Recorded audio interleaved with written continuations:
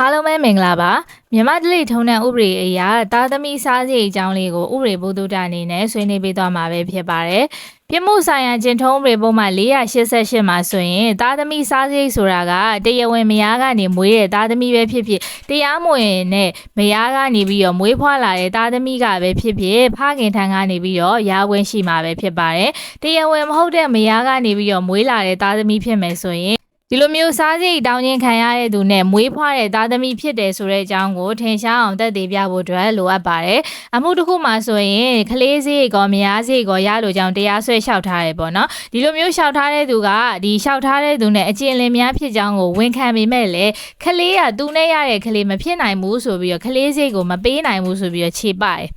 အမှုစစ်ဆေးနေစဉ်မှာကလေးကကိုယ့်ရဲ့သားဟုတ်မဟုတ်ဆိုတာကိုတွေးစစ်ကြည့်ပေးပါဆိုပြီးတော့ရှောက်ထားတယ်။အမှုစစ်တဲ့ရုံးကရှောက်ထားတဲ့အတိုင်းကိုကလေးရဲ့သွေးကိုစစ်ဆေးကြည့်ရှုပေးဖို့အတွက်ကိုအမိန့်ချမှတ်ခဲ့တယ်။တရားလွှတ်တော်ကိုရောက်တဲ့အခါမှာဥပဒေရကလေးရဲ့သွေးကိုဖောက်စစ်နိုင်တဲ့အာဏာတွေကိုရာဇဝတ်ကျင့်ထုံးကိုရဥပဒေထဲမှာဘယ်တရားသူကြီးကိုမှပေးမထားဘူးရှောက်ထားခံရတဲ့သူဘက်ကလည်းဒီလိုမျိုးကလေးရဲ့သွေးကိုစစ်ဆေးပေးမှပဲအမှုကိုအဆုံးဖြတ်ပေးရတာပို့ပြီးတော့လွယ်ကူလိမ့်မယ်ဆိုပြီးတော့ရှောက်ထားတာကလွဲပြီးတော့တခြားခြေပစရာမပြောပြနိုင်ဘူးဖြစ်တဲ့အတွက်ကြောင့်မလို့မူလာရုံးရဲ့အမိန့်ကိုပယ်ဖျက်ခဲ့ပါတယ်သားသမီးတွေကိုထောက်ပံ့မှုအတွက်တာဝန်ကိုဖခင်ကိုတရားဥပဒေကပေးထားတာဖြစ်တဲ့အတွက်ကြောင့်မလို့ဒီထောက်ပံ့ကိုမယားကမယူဘူးလို့သဘောတူညီစေမဲ့လေလင်ကပေးဖို့အတွက်ကိုတာဝန်ရှိပါတယ်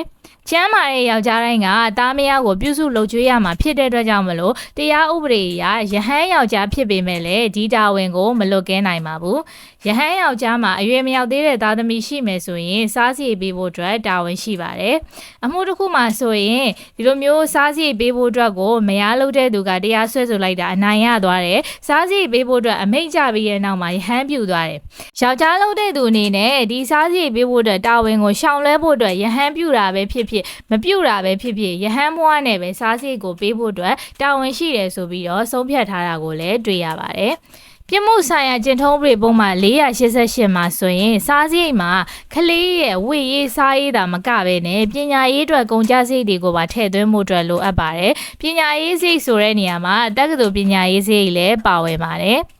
ကလေးအတွက်ကိုစားစီပေးတဲ့အခါမှာကလေးရဲ့စားဝတ်နေရေးနဲ့ကလေးရဲ့ပညာသင်ကြားရေးတွေကိုသူ့ရဲ့အသက်အရွယ်နဲ့ဖခင်ဖြစ်သူရဲ့အလောက်ကိုင်းနေထိုင်အဆင့်တန်းနဲ့အညီအပိုလိုမရှိအောင်အမှန်တကယ်ကုန်ကြတဲ့အတိုင်းဖြစ်စေဖို့အတွက်ညှိနှိုင်းချိန်ဆပြီးတော့ပေးရမှာပဲဖြစ်ပါတယ်